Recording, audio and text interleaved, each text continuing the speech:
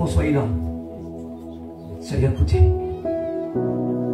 Quand on regarde nos problèmes, notre vie, nos difficultés, et quand on pense à lui, que sont nos problèmes face à ce que lui, il a surmonté? Vous savez, on lui a arraché la barbe. Et le texte littéral nous raconte, nous explique que on n'a pas fait simplement lui arracher la barbe comme ça. On lui a enlevé sa barbe. Ça a été rendu lisse, tellement qu'on l'a maltraité. On l'a injurié, on n'a pas fait que ça. On l'a frappé.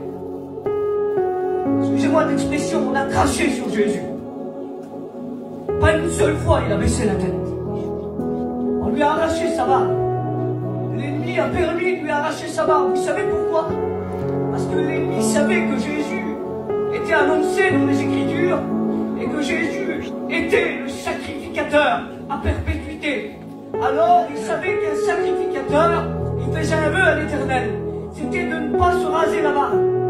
Vous avez vu ce beau texte, c'est comme l'huile qui coule sur la tête d'Aaron et qui coule sur sa barbe, symbole d'onction, de sacrificature. Et l'ennemi a voulu arracher sa barbe en voulant dire, c'est fini de toi, tu ne pourras plus rien faire, tu as désobéi à la loi. Mais Jésus, pas une seule fois, il a baissé la tête. La Bible nous dit qu'il s'est dépouillé lui-même. Son corps n'avait aucun aspect pour nous plaire. Sa barbe a été arrachée. On a cloué ses mains. Pourquoi on a fait ça? L'ennemi a voulu clouer ses mains. Parce qu'avec ses mains, il servait. C'est le symbole du service. L'ennemi ne voulait plus que Jésus sert Dieu comme il le faisait. L'ennemi ne voulait plus que Jésus sert Dieu comme il le faisait au travers du miracle qu'il faisait. Pourtant Jésus, sa vie, on lui a pas pris. Il l'a donné.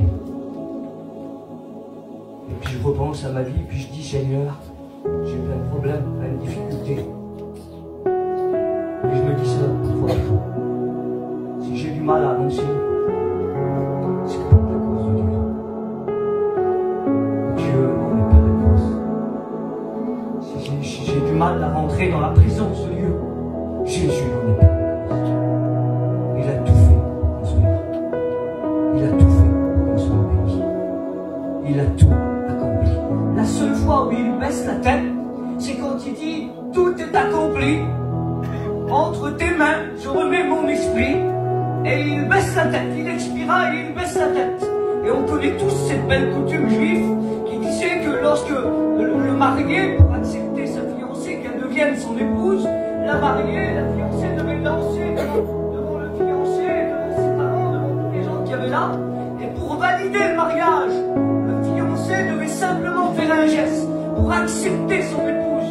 Pour valider le mariage, il devait faire un seul geste, c'était baisser la tête. Jésus à la croix, il a dit tout est accompli. Et il a accepté le mariage. Il a accepté son église.